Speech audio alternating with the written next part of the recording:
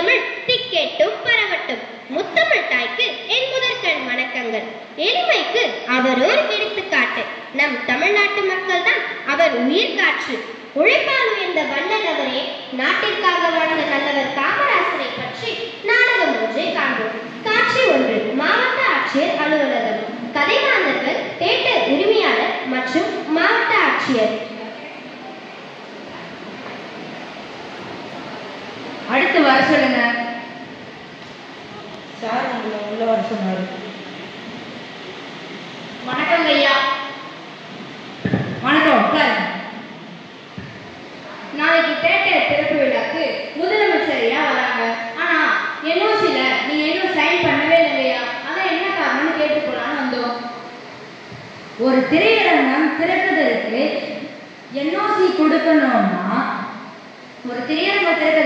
NOC கொடுக்கணும்னா எல்லா பாதுகாப்பு சான்றிதழ்களும் சரியா இருக்கணும். ஆனா நீங்க மின்சார கட்டமைப்பு சான்றிதழ் கூட இன்னும் தரல. அப்படி இருக்கும்போது என்னால் எப்படி என்ஓசி தர முடியும்? முதலமைச்சரே வந்தாலும் நான் என் கடமையை தான் செய்வேன். நீங்களே முதலமைச்சரோட பெரியாரா?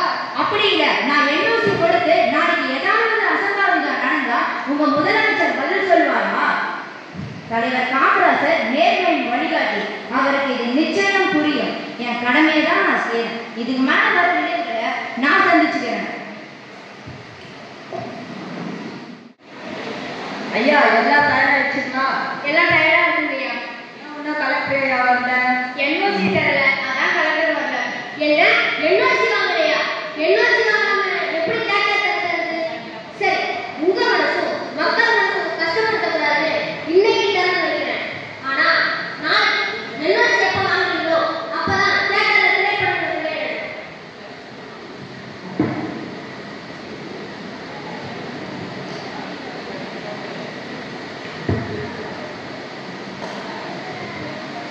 என்ஓசி தர மறுத்தது மட்டும் இல்லாம நான் நினைச்சா முதலமைச்சர் ஆகலாம். ஆனா உங்க ஐயா நினைச்சா கலெக்டர் பீமா கேட்கிறாரு இல்லையா?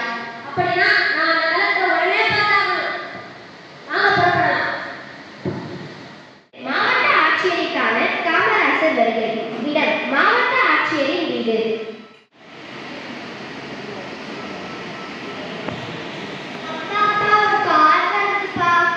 இது காரா? ஐயா வணக்கம் ஐயா. உள்ள வாங்க. வணக்கம். நீங்க இப்ப இங்கே சரிங்க ஐயா.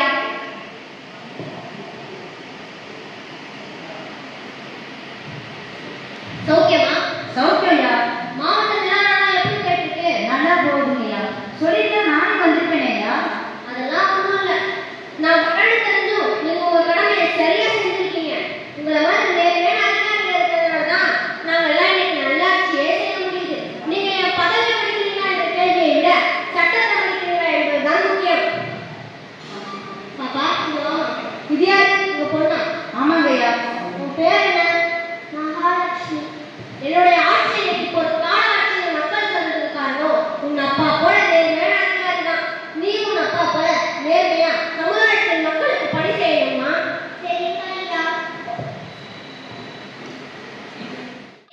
படித்த ஊழியர்களை மதித்து அவரது முடிவுகளை ஆதரித்தவர்.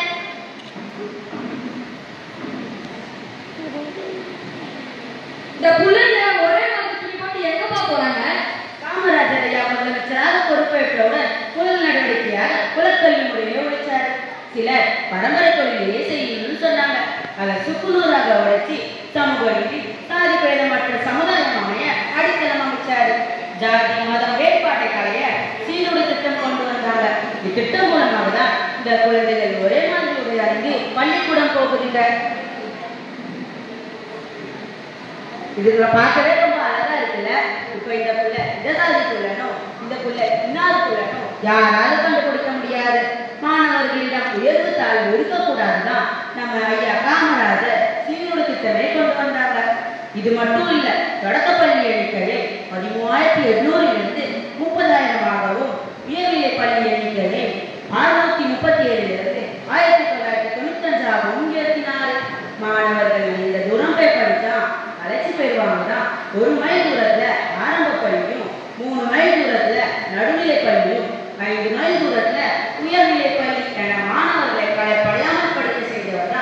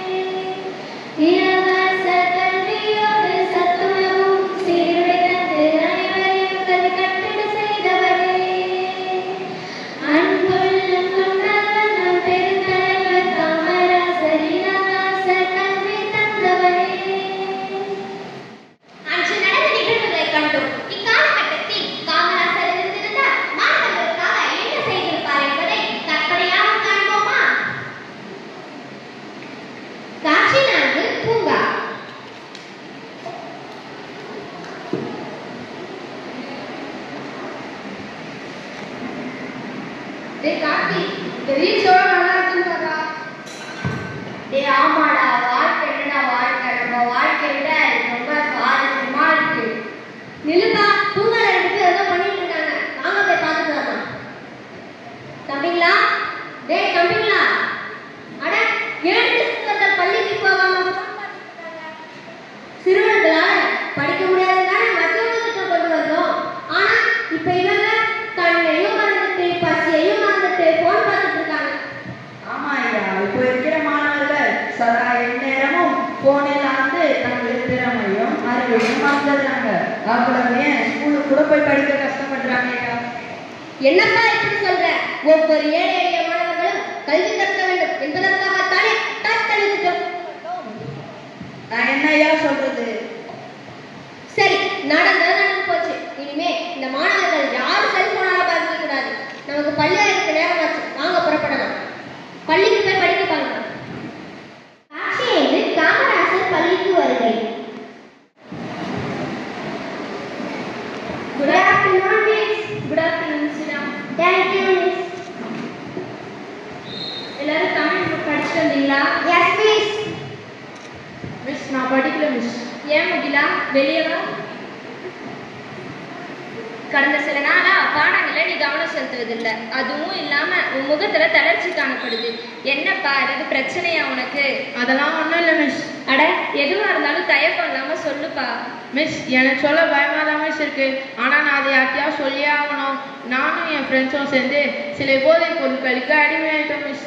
அதுலேருந்து என்னால் வெளியே வரவே முடியல மிஸ். போதை நம்மை உடலாலும் மனதாலும் பாதிக்கிறது. இதை மாற்ற ஒரு பெரிய மாற்றம் தேவை. வணக்கம் ஐயா. வணக்கம். ஏமா இந்த பிள்ளைய மட்டும் தனியா வெளியில வச்சு பேசிக்கிட்டு இருக்கீங்க? ஐயா அது எதுவா இருந்தாலும் தயக்கம் இல்லாம சொல்லுங்கம்மா. ஐயா இவனும் இவன் ஃப்ரெண்ட்ஸும் சேர்ந்து போதை பழக்கத்துக்கு அடிமையாயிட்டாங்க ஐயா. போதை பொருளா? நீங்க ரொம்ப தூரம் நடந்தா கால் வலிக்குதுன்னு தான் ஊருக்கு ஒரு பள்ளிக்கூடம் திறந்தோம். ஆனா இப்ப நீங்க உடம்பையே கெடுத்துட்டு நிக்கிறீங்க. இதுக்கு நான் ஏதாச்சும் செஞ்சே ஆகணும். சரி வாங்க போலாம். கூட்டத்தில் கலந்து ஆலோசித்து கைபேசி மற்றும் போதைக்கு எதிராக என்னென்ன திட்டங்கள் வகுத்திருப்பார் என்பதை கற்பனையாக காண்போம். பள்ளி மற்றும் கல்லூரி மாணவர்களுக்கு வாரந்தோறும் மனநலம் மற்றும் போதை விழிப்புணர்வு வகுப்புகள், ஆசிரியர்களுக்கு மாணவர்களை திருத்தம் செய்யும் பயிற்சி திட்டம், ஒவ்வொரு மாணவரும் புரிந்து கொள்ள ஒரு முறை காணொலி நாடகம், குறும்படங்கள் போன்றவற்றின் மூலமாக விழிப்புணர்வை ஏற்படுத்துதல், ஒவ்வொரு பள்ளியும் மனநல நிபுணர்கள் பணியமர்த்தப்படுவர். சீன அரசு மாணவர்கள் மொபைல் மற்றும் ஆப் பயன்பாட்டை மிக கட்டுப்பாட்டுடன் நடத்துகிறது. 14 வயதுக்குட்பட்டவர்களுக்கு 15 முதல் 40 நிமிடம் மட்டுமே ஒரு நாளில் அனுமதி. நள்ளிரவு 10 முதல் காலை 6 மணி வரை அனைத்து ஆப்புகளும் தானாக முடங்கும். நம்முடன் இன்று காமராசர் இருந்திருந்தால் சீன நாட்டிற்கு முன் நம் நாட்டில் இத்திட்டங்கள் செயல்படுத்தியிருக்கும். அனைத்து நாடுகளுக்கும் நாம் முன்னோடியாக இருந்திருப்போம். நூல் வழியே உயர்ந்த மாணவர் இன்று நொடிகளில் மூழ்கினார். எண்ணமும் எழுத்தும் முன்னேறுவதற்காக விடுவந்த விளையாட்டு கண்ணாடியை விழித்திறந்து நூலை தேடி விதை மாற்றும் வீரனியே விளக்காதே காமராசரின் கனவை. போதைக்கு அடிமையாகாதே, எதிர்காலத்தை தொலைக்காதே. போதை என்றால் பாராட்டும் பாதை, பள்ளி என்பது வாழ்வுக்கு பாதை. இருந்த வழியை ஒளியாய் மாற்றிய அறம் பேசும் ஆணை. அழகான வாழ்வின் நோக்கத்தோடு போதை நெஞ்சை விளக்க சொல்லும் காமராஜரின் கனவை நிறைவேற்றுவோம். அப்பா, மகள் மற்றும் பேரன். திருவண்ணாமலையில் ரூபாய் 16 கோடியில் கட்டப்பட்ட பாலம் இடிந்திருந்தது. மக்களிடையே பெரும் அதிர்ச்சியை ஏற்படுத்தியது. என்னது சொல்ற? எப்ப திறந்த பாலம்? செப்டம்பர் மாதம் திறந்த பாலப்பா. கட்டி இன்னும் 1 வருஷம் கூட ஆகல, அதுக்குள்ளே விழுந்துருச்சு. ஆமாப்பா. 16 கோடியில கட்டின பாலம் விழுந்து விழுந்துருச்சு. ஆனா எங்க காலத்துல காமராஜர் ஐயா 13 லட்சத்துக்கு கட்டின பாலம் இன்னும் நிறைய இருக்கு. தாத்தா தாத்தா, யாரை பத்தி சொல்றீங்க? காமராஜரை பத்தி சொல்றப்பா.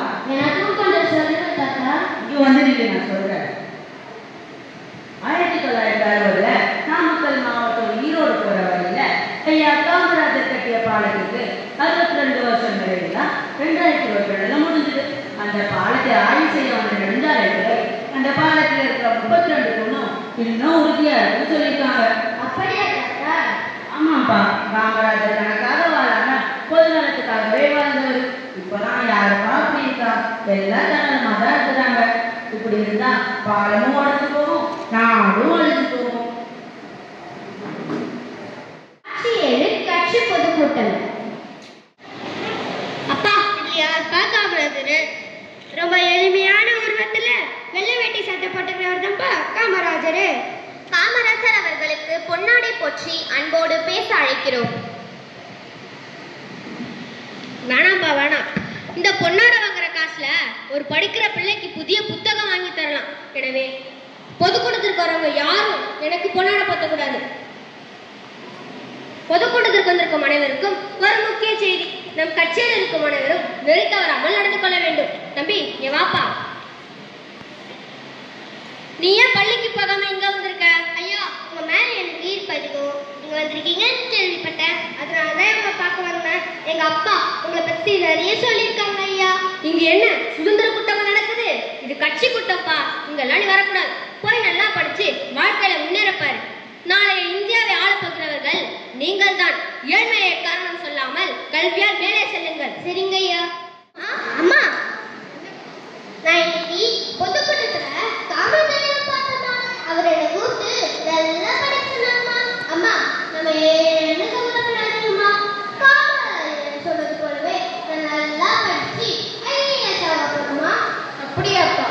வாழ்க்கையில நீ நல்லா படிச்சு முன்னேறணும். நம்ம காமராஜர் ஐயா சொன்னது போலவே வாழ்க்கையில நீ முன்னேறினா நம்ம குடும்பமும் சேர்ந்து முன்னேறலப்பா. சரிங்கம்மா. அனைவருக்கும் வணக்கம். என் பெயர் ஆர் பாலகிருஷ்ணன். இன்னைக்கு நான் இங்க ஐஏஎஸ் அதிகாரியாக நிக்கிறேன்னா அதுக்கு பின்னாடி ஒரு பெரிய கதையே இருக்கு. அன்று காமராஜர் ஐயாவுடன் ஏற்பட்ட சந்திப்பு என் வாழ்க்கையே மாற்றியது. அன்னைக்கு ஒரு நாள் பொதுக்கூட்டத்துல நான் மேடையில பேசினதை பார்த்து அவர் என்னை பாராட்டுவார் என்று எதிர்பார்த்தேன். ஆனால் அவரோ உன்னை போன்ற சிறுவர்களை நான் தவறாக பயன்படுத்த மாட்டேன். உனக்கு பொது வாழ்வில் ஈடுபட ஆசை இருந்தால் நல்லா படிச்சு ஐஏஎஸ் அதிகாரியாக என்று கூறினார். அந்த வார்த்தை என்னுடைய ஒவ்வொரு முயற்சியிலும் வழிகாட்டியாக இருந்தது. 1984 வருஷம் இந்தியா ஆட்சி பணி தேர்வு முதலில் தமிழில் எழுதி முதல் முயற்சியிலேயே நான் தேர்ச்சி பெற்றேன். இன்று ஐஏஎஸ் அதிகாரியாக உங்கள் முன்னால் இருக்கின்றேன். இதன் அனைத்து பெருமைகளும் காமராஜர் ஐயாவே சென்று சேரும். நன்றி. அதிகாரியாக இருந்து ஓய்வு பெற்ற ஆர் பாலகிருஷ்ணன் அவர்கள் உலக தமிழ் ஆராய்ச்சி நிறுவனத்தின் இயக்குநராக பிப்ரவரி 2025 நியமிக்கப்பட்டு தற்போது ஜெர்மனியில் உள்ள உலக தமிழ் ஆராய்ச்சிக்கான செயல்படுகிறார். தேர்தல் மேலாண்மை, பேரிடர் மேலாண்மை போன்ற பல அரசு பணிகளில் பணியாற்றிய இவர் மக்களுக்காக தொடர்ந்து பணியாற்றி வருகிறார். காமராஜரின் கனவை நிறைவேற்றிய ஆர் பாலகிருஷ்ணன் அவர்களை போன்று நாமும் அவர் கனவை நிறைவேற்றுவோம்.